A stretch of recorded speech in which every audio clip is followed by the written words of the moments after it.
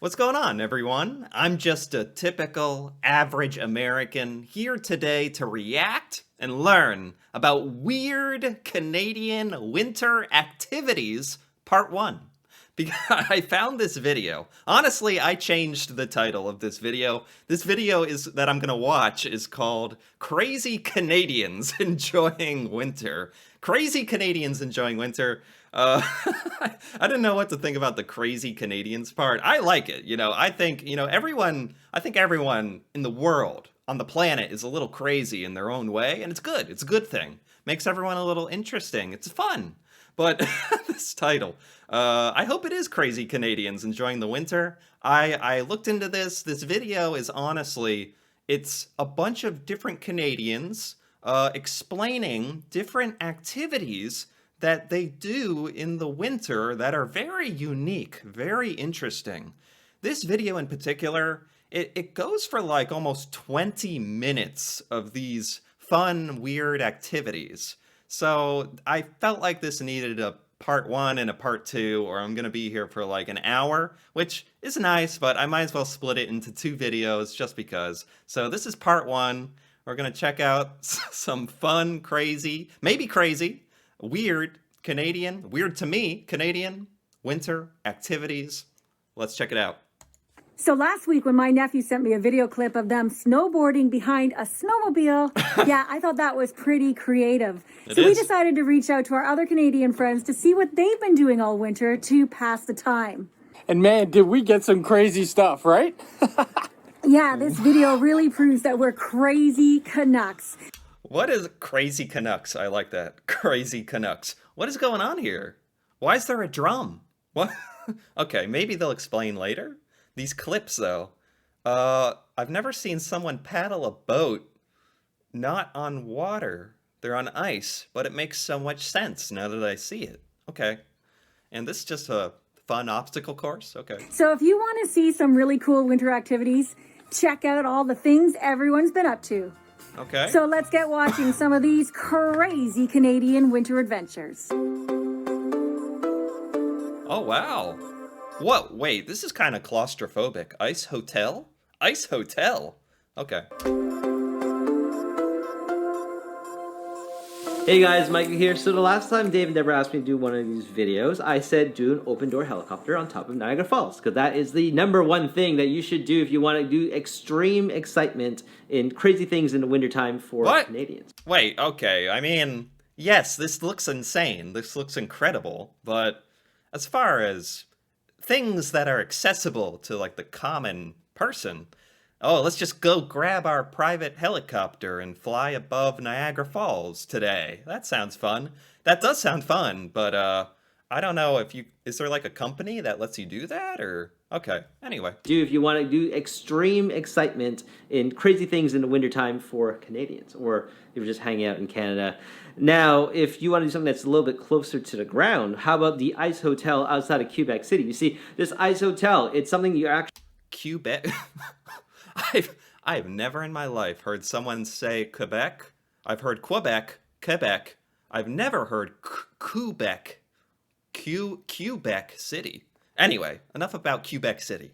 The Ice Hotel. This looks amazing. Actually sleeping in the outdoors-ish, kind of like an... Whoa, what? We're sleeping here? This Ice Hotel, it's something you're actually sleeping in the outdoors-ish, kind of like an igloo. Whoa. But it's like 30 different rooms have been handcrafted by different artists. You can go explore each individual room during the daytime, but when it comes to night, you get to sleep inside the rooms. So what? Wait, what? Why? What? Do people want to do this? Canadians, what are you doing? What's going on here? Explain this to me. Is this like some kind of mental and physical challenge? You get some fun sculpture above your bed made of ice, at least? Is it? There's no way you can like make an igloo ice hotel warm, right? You would just be freezing in this.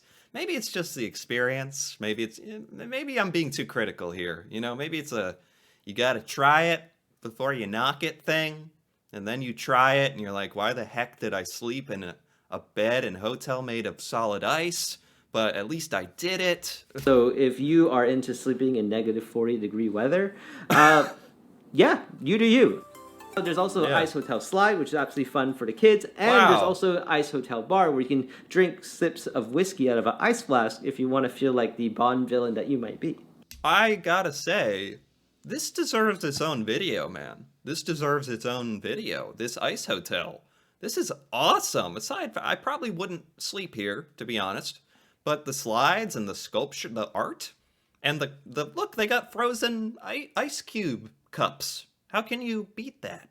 So those are my crazy ideas that you should do in the wintertime. My name's Mike Gooch. Here comes the next person. I'll see you guys later. Peace. Bye. Okay, that was a good one. Honestly, I was never a fan of the winter time here in Canada. But you know what? The key Okay. is once you He's being honest. So this is ice fishing. dress for it, then it's all good. And then the true Canadian, what they do is they start bringing all the summer activities into the winter time. And a perfect example of that is ice fishing. Okay. So what is ice fishing, you ask? Well, it's a Canadian tradition where people set up huts on a frozen lake, chip holes in Wait, is that part of it? Do you have to have a hut? How do you set up a hut? Maybe that's a really American thing to say. How do you get your hut and construct it on this place? Does everyone have to have a hut?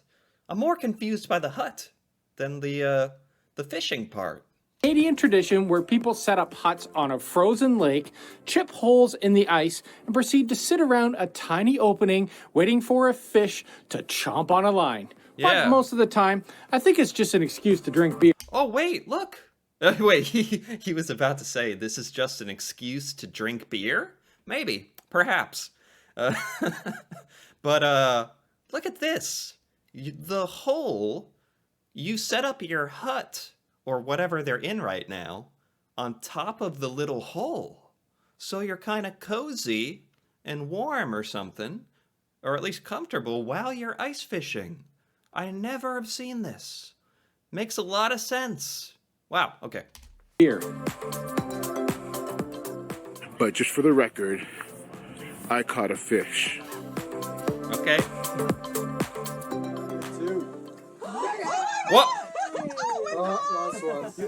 I don't wanna criticize or anything, but I gotta say it, that's the tiniest fish I've ever seen in my life.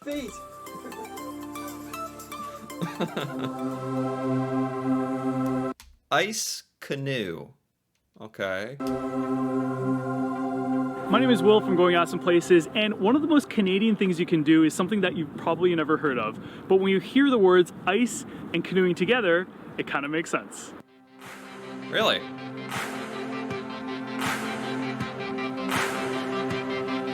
Okay. Okay, so you're canoeing, for one thing, and when it's freezing cold out, so there's lots of ice?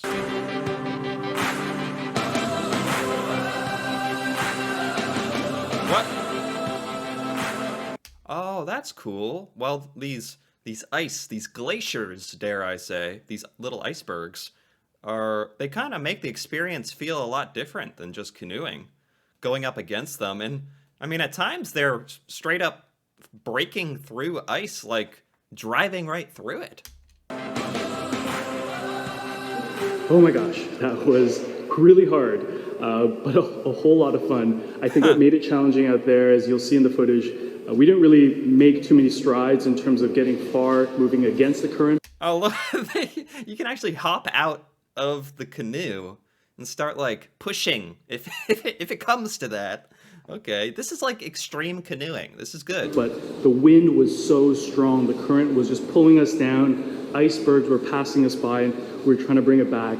And a few times we made some progress, tried to slip back into the docking area where we could get off on the ice. This is cool. This is cool. It's like the fact that they're running into so much trouble and that everything is much harder. It would honestly probably make it a lot more fun. But missed our opportunity, got swept back down, and had to make our way back up. So there's pretty much no stop the entire time. I wanted to take some footage of the amazing icebergs that we saw out there. Didn't really have a lot of chance to do that, but we made it back. Nobody fell in, and it was just so much fun. Definitely one of the most unique things I've done. and very uniquely Canadian and very uniquely Quebec. This is super unique. Is this something that's like unique to Quebec? Definitely comes across, like as an American, it comes across as very Canadian. All of these activities so far are extremely unique to me in particular. In America, right now it's December. It's getting a little colder. Many, many years in my life living in America in several different states, there are years go by when it doesn't even snow. It's kind of sad. Christmas is coming. No snow kind of ruins the whole vibe and all that. But there seems to be a decently reliable amount of snow in Canada, which I really like. It really sets the mood. Oh my God. What? Snow zorbing. I have seen the zorbing, I think. I didn't know it was called zorbing. But you hop into a big clear plastic ball, you hold on to sort of nothing for dear life, and you roll down a hill. I just didn't know that you could do it on ice.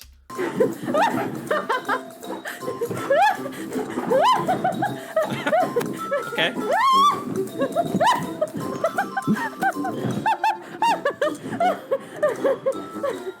Look, it's like not even having to roll. It's like sliding. That didn't go very well. Why is there a little ball inside? Is that to make it more fun or more chaotic? If you got a little ball inside, isn't it rolling around and smacking you in the face while you're... Whatever.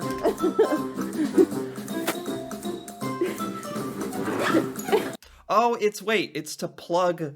It's on a rope. It's to plug up the entrance so you don't go shooting out of the ball when you roll. Okay, probably a good thing.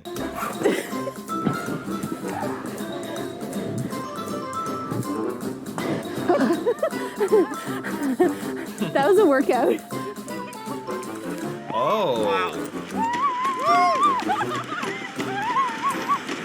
Oh, I like this.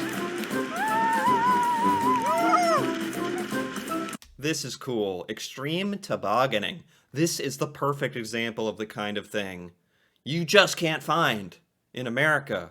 Like, at least in the vast, vast majority of places. Something like a big ice sled slide. This is awesome.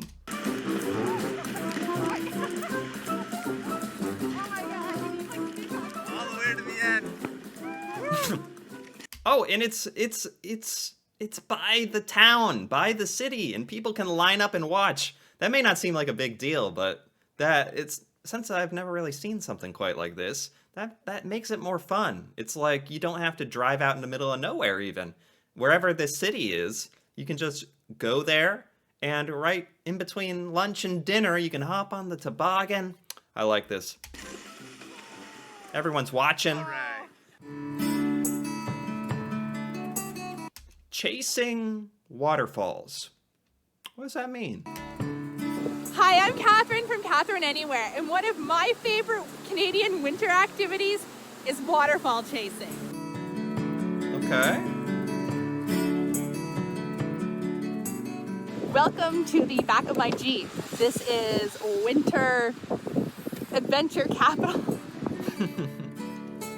Surely she is going to explain to me what waterfall chasing is, right? What do you do?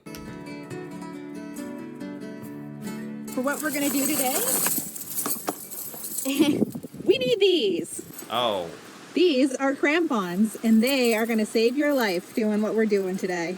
Oh yeah, this stuff that like hooks onto your shoe for grip. I've never actually seen one of these in real life. These look heavy duty, by the way. Right, okay.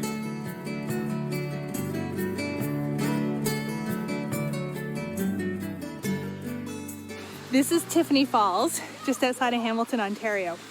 Don't tell my kids this, but I went here on a first date with a guy not too long ago. Okay.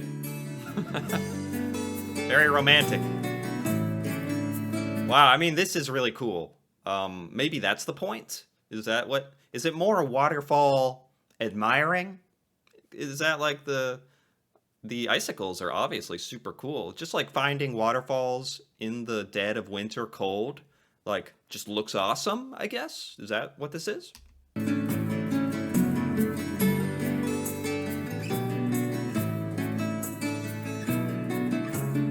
Sometimes I have to leave my kids up there because I don't know whether or not it's safe because everything's covered with snow. I don't know what I'm stepping in, but it's a good thing I've got my crampons. Yep. Okay.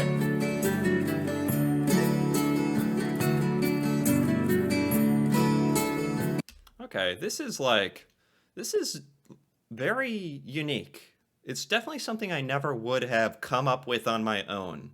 So for that, I'm glad it's part of this list. Going to waterfalls in the winter, just to go, because it's cool.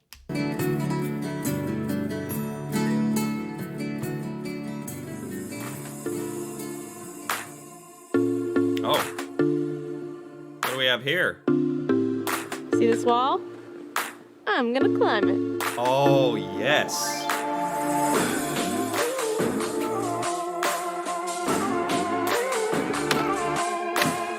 Yeah, I know what this is. This is like ice pick climbing. It's very extreme. I never realized, and I should have been able to think of this on my own. I was always thinking, well, this is only something that the most extreme winter athletes can do. You'd have to drive to a mountain or something. They're just on like a wall that's only 100 feet tall or whatever, with ropes for safety. You can get like a little slice of extreme ice pick climbing. Kind of like going to a rock climbing center. You can do this. I never even realized you could do that. Because they certainly don't have this kind of setup in America. But this would be awesome.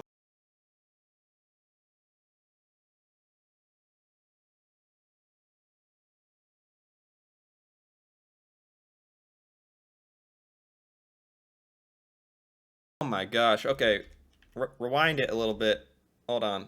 Where's that big shot of the whole thing?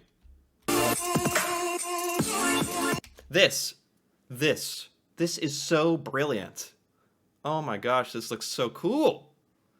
I never realized that you could do this. Oh my gosh. You can go ice pick climbing on like a small scale. Wow.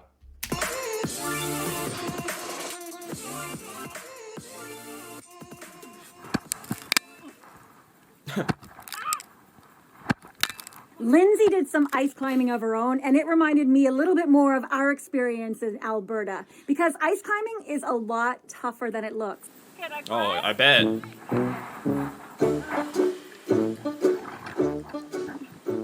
My hands are going numb.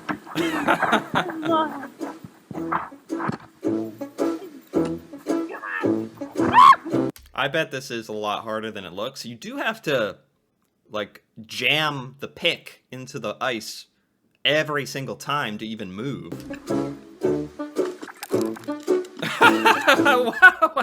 While ice, that's something you don't think about. While ice shoots out into your face when you do it. That's the details I come here for.